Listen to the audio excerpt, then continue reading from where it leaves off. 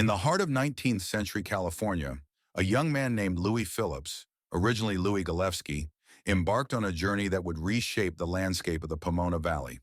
Born on April 22, 1829, in Kempen, Prussia, he was no stranger to the trials of life. At just 13, he ventured to America with his brother Fitel, and the two changed their surname to Phillips, seeking opportunity in a new world. After a brief period in Louisiana, they made their way to San Francisco in 1850, where they dabbled in the mercantile business during the gold rush. In 1851, driven by ambition and the allure of Los Angeles, Louis set out for the bustling Pueblo. That same year, he became a naturalized citizen, one of the first Jews to do so in California, marking the beginning of a new chapter in his life. His early years in Los Angeles were characterized by hard work and determination, traits that would define his future endeavors.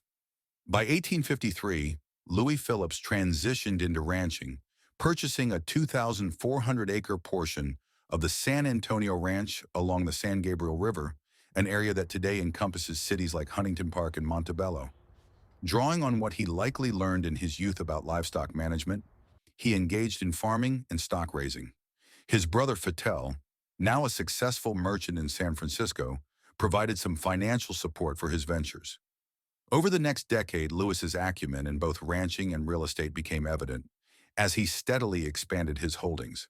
In 1860, he acquired another 2,400 acres, and by 1862, he became the owner of the sprawling Rancho San Jose de Abajo, which included 12,000 acres of prime land.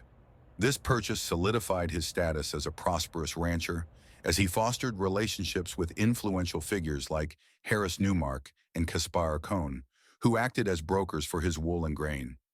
Phillips was known for his meticulous nature and ethical business practices. As he rode across his vast ranch with notebook in hand, he kept detailed records of his livestock, demonstrating a keen understanding of both his resources and the local economy. His dedication paid off.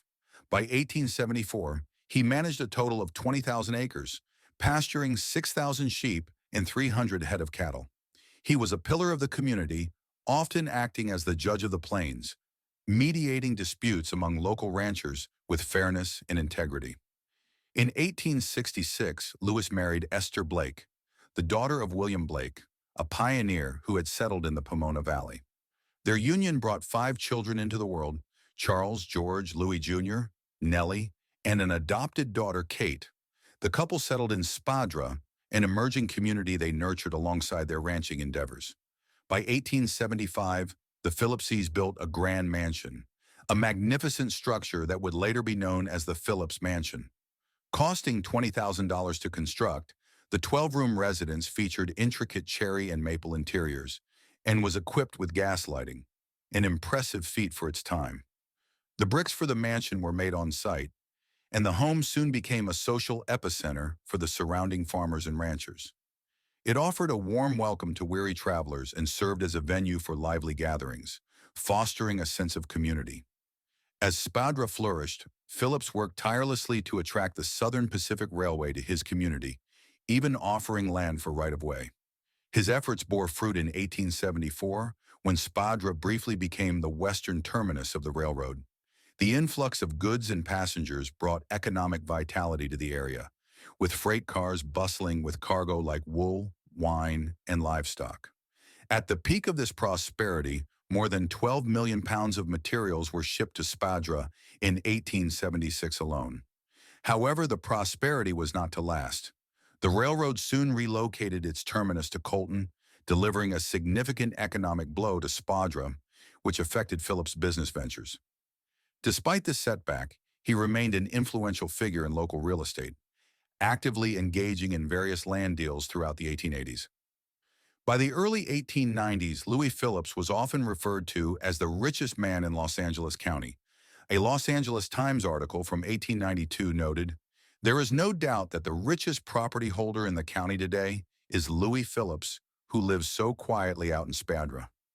His extensive holdings included properties in downtown Los Angeles that generated substantial rental income, making him a prominent player in the region's booming real estate market. However, personal tragedy struck when a team of horses belonging to Louis ran away, causing a carriage accident that injured Esther.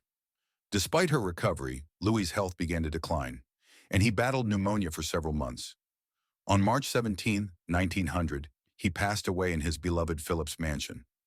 His funeral, attended by friends and family, was held on the ranch he had worked so hard to cultivate, and he was buried in the nearby Spadra Cemetery.